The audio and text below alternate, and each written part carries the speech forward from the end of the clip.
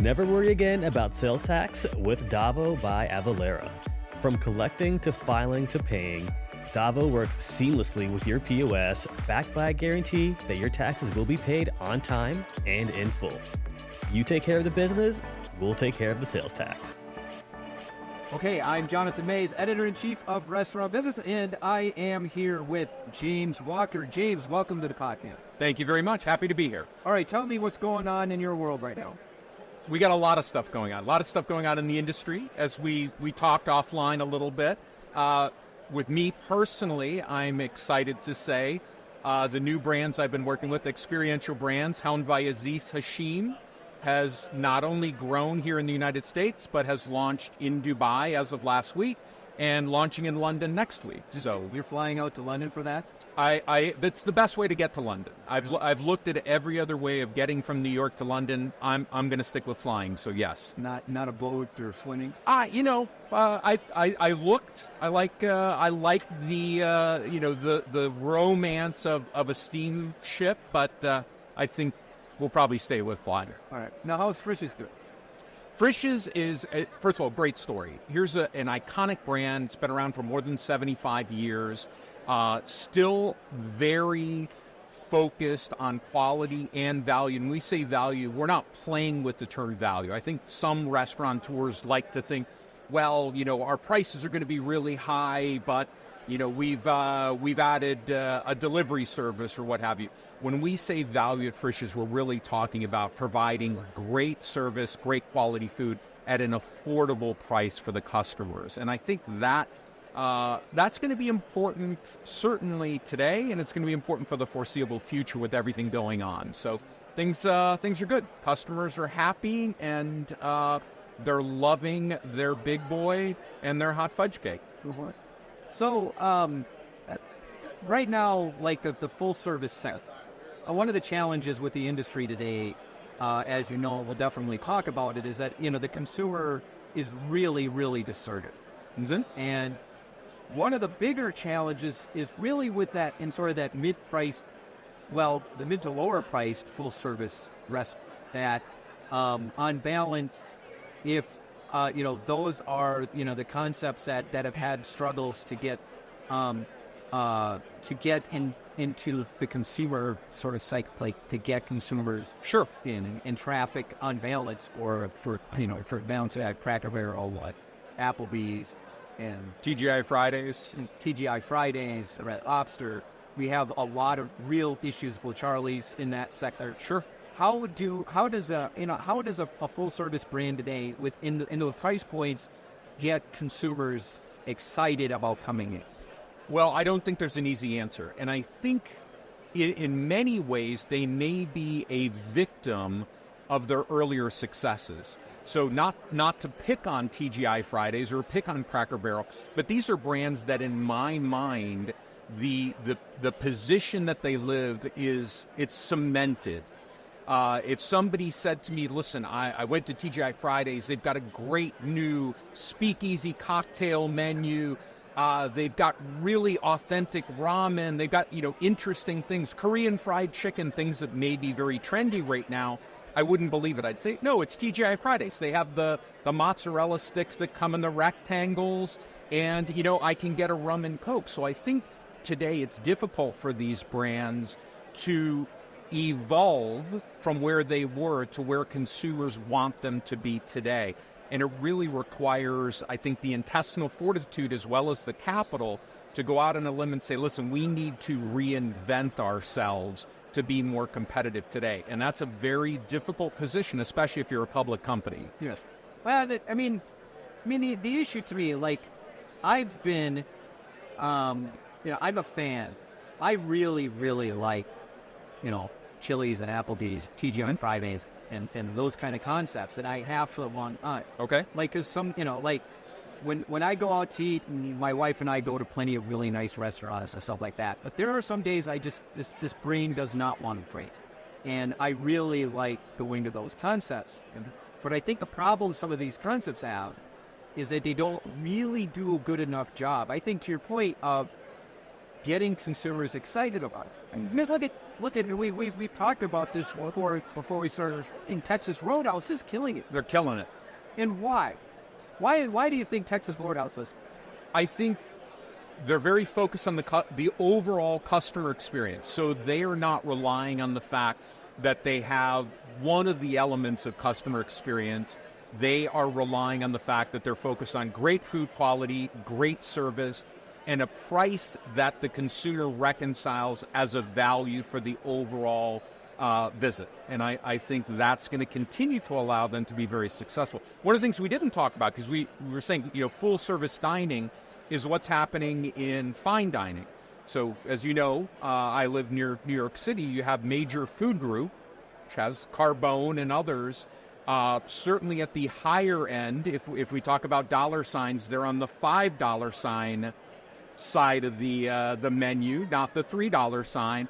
And you can't get into these restaurants. And I think it goes to consumers are more discerning across all levels, whether it's QSR, whether it's fine dining or in the middle. And I think the issue is really some of these lower concepts have not evolved to the point that they're offering what those discerning customers expect today. All right. Yeah, I mean, your point is absolutely right. Fine dining is absolutely killing it.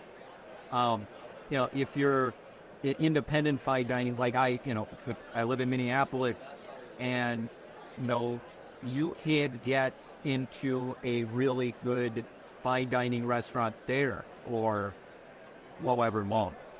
Like if you just name any really good restaurant in Minneapolis, it's going to be really difficult. I drop your name. It's the only way I'm able to get into those restaurants. Yeah, but I think Texas Roadhouse proves that you can do this at a reasonable price point. I don't think Texas Roadhouse is that expensive, particularly given what it offers, and you're going to have a really good time. And everything they do sort of aims at that. You're going to have. Now steak tends to be a bit of a no-brainer. Like on balance. I mean, it's not perfect, but like what people really like to do, and they're willing to pay up for it. Even today, it's still like it pleases at a concept. And another chain right now is kind of proving that you can do it. It's actually Chili's, because they've been easily outperforming a lot of their certainly KPI flat is an Apple, and that you can prove that you can get the customer what they want at a reasonable price point. I mean, I think part of the problem that I tend to have are a lot of these concepts, and let's just throw Red Lobster as an example. And Red Lobster has had decent management since it was sold over the years, and certainly since it was sold by Darden. But look at what the first thing that Red Lobster did with that Golden Gate Capital did to Red Lobster as soon as they bought it. They sold off all of the real estate. Yes. The moment that Red Lobster sold that real estate, and again, lots of restaurant companies lease their location. But Red Lobster said, we don't want any assets whatsoever. We're going to sell this real estate. At least the moment they did that, they were not prepared for a moment like they've had since literally. Yeah. Poorly timed. Yeah. And you've had, and it just puts so much pressure on management to do what they need to do. And so many of these full service a lot of concepts, but full service concepts in particular, have spent so much time getting rid of assets and dumping things off that they don't have the financial capability to really make the investments and withstand a couple of years of really light margins to be able to give the customer what they want and get back in the races. Like Texas Roadhouse, operates pretty much most of their restaurants these days, and they have the financial capability to do these. I think it's 100% correct, and we certainly saw during COVID that there was a culling of the restaurant portfolio in the U.S., but the brands that were doing well going into COVID did well during COVID and did well coming out of COVID because they were well positioned, they took advantage of what they needed to take advantage of, and they had that liquidity to be able to withstand a downturn. And really the concepts that went out of business were concepts that were probably headed that way anyways, and it accelerated. And I think we're seeing some of that now. And I think we'll see more of it. Really? So let's talk about Chili's. So I agree with you. When I think of some of the older concepts and that I grew up with, Chili's is still one that I would go to tonight. If I didn't have another engagement tonight, I would ask you to go to Chili's. And I would go. And I think they've done a nice job at focusing on what they do well and evolving the rest of the menu around those core items to appeal to younger generation and give me new news when I go in. Where I think some of the other brands have relied too heavily on, well, this is what this one segment of our customer likes, and we're not going to change that. And that works if that customer segment is a younger millennial or Gen Z, but in the case of Red Lobster, if your customer base is a baby boomer and they're just dining out less and they're watching what they spend, that's probably a recipe for what we're seeing today. Yeah. So, like, how do you operate? Like, this has got to be a real difficult environment in which you are operating. Like, how do you navigate this? Because so we were always talking, like, consumers want everything. You know, they want, and this is something that, I mean, you mentioned this to me. They want value, they want convenience, and they want a really good food. And consumers today are not willing to compromise on any of that. How do you navigate it? It's certainly not easy, but it is easier and you're more likely to be successful if you're willing to consciously say, we have to do all these things. So you're in the restaurant news media, I'm led to understand. Theoretically. And for years, we've read these reports that come out. Your colleagues next door here at Technomic have great reports. And for years, we saw that really the number one deciding factor in where to dine out was quality. And convenience was racing up into third place and second place and then tied. Today, it's not a conscious decision in the minds of consumers. I want something that's convenient, or I want something that's quality, or I want something that's at a price point that makes sense. They want all of those. So I think the concepts that are doing well, certainly Texas Roadhouse, but I also think Raising Cane's are saying we know that we have to fire on all cylinders. We can't just rely on the fact that we've got a great chicken tender and people will come in for that. They understand that they have to offer a great chicken tender in a friendly environment with welcoming employees at a price point that makes sense. And I think that's why you see the AUVs at Raising Cane's that you see. I mean, $5.5 million a box, and they sell chicken. And it's. Yeah, I mean, your point. Like, they do. If you think about the strongest performing brands, doesn't matter, what they are. I mean, they hit. They do hit on everything, and they get customers excited about coming in. I think they hit on one more thing that's mission critical that we haven't talked about. They take care of their employees. And when I think of, Raising Cane's and Texas Roadhouse, two that we're using as examples in two different categories that are doing very well from a customer standpoint and from a financial standpoint, they're also among the top performers from a quality of life for their employees. So I think that's another piece. If you're in the restaurant business or restaurant adjacent, and you're saying, absolutely, I've realized now that I've got to take care of every element of the customer experience, you need to put that same focus on the employee experience. Now, that doesn't rule out bringing in things like artificial intelligence and robotics to make your operations more efficient. I'm on the side where I say those types of technological advancements can make jobs better for employees. And I hope that that's how restaurant companies are looking at those emerging technologies. Yeah. I tend to believe that, the technology that is going to work, that is going to be most popular overhead, and we're seeing that already, are basically the technology that just makes employees' lives easier. Sure, but I mean, you're absolutely right. If you look at, and again, name any restaurant, In-N-Out was actually how it also makes sense. You pay your employees well. You pay the general managers really well. They're really focused on keeping that value and keeping their prices down. The best thing about In-N-Out by far is shows that their burgers are actually pretty cheap for what you get. And so they do everything really well. They're not the fastest, actually. Neither is Joe, for that matter. I mean, both of those actually pretty slow. Sure, if it's not really speed, is not really the big factor all the time. If you do everything else right, I think that's if people are getting exactly what they want, and the employees are actually satisfied with their jobs and with their career advancement opportunities and things like that. So, really, I mean, that's really critical, is to treat your employees well and give them something. especially with the gig economy, right? There are great, they're careers. They're not part-time jobs. There are careers that allow Gen Z, millennials, Gen Xers to work from home, which everyone found pretty attractive during COVID. You're able to keep up on Netflix and all of that.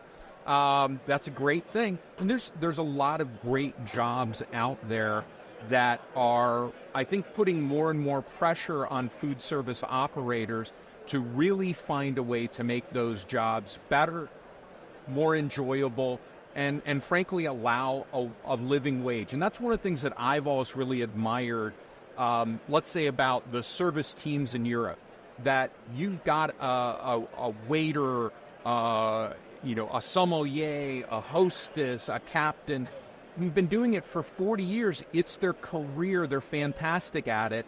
And they could do other things. The reason they do it is they make a good wage. They take it very serious. So we are certainly seeing wage increases in the U.S., and I'm hoping we'll see an intersection between the realization that the customer and the employer are important, that emergent technologies make the restaurants more efficient, and that allows us to take better care of the customers and the employees.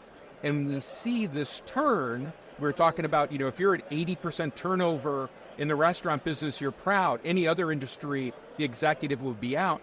I hope that we move to more of a European system where people can look at the industry I love, and the industry that you love and have built a great career on, as something that they can do for a long time, not just at the beginning of their career. Yeah.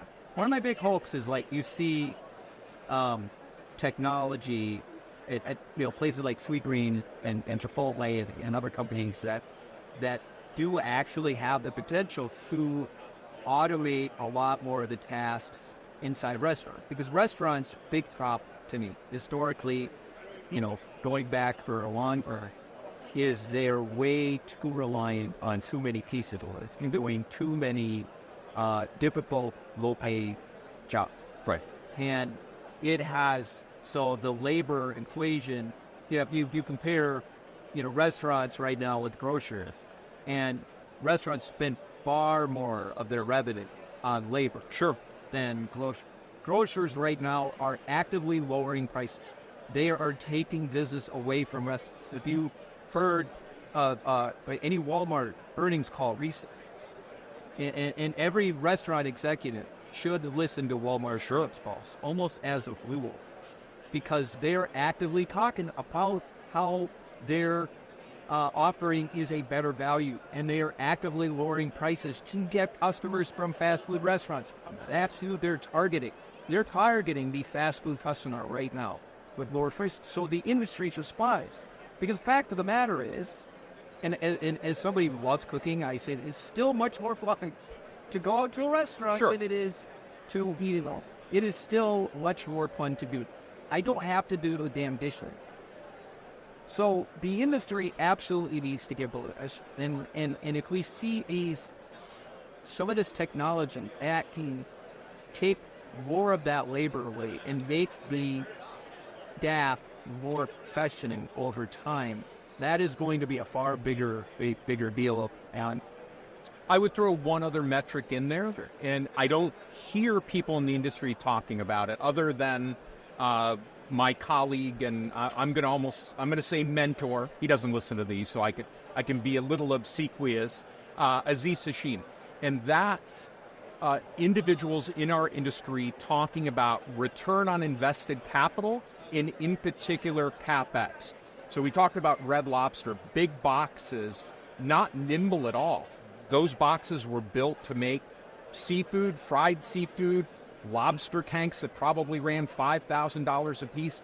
You look at some of these fast food players where to open a drive-through location might cost you $1.5 million, $1.6 million with an AUV of 1.1 or 1.2. Those numbers just don't work. So I think we're also going to see that the smart operators and the individuals who are really intelligent and know where the industry needs to go are much more careful with committing CapEx to their boxes. And those concepts that are emergent today that really will see growth are those that are showing rapid return of invested capital to their franchise owners and to their corporate officers as well, if it's a corporate-run organization.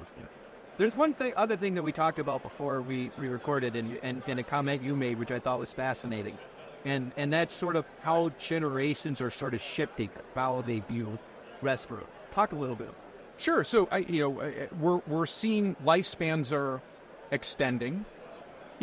I'm 56 years old, and according to my insurance company, I'm going to live another 30 years. It's almost unfathomable to me.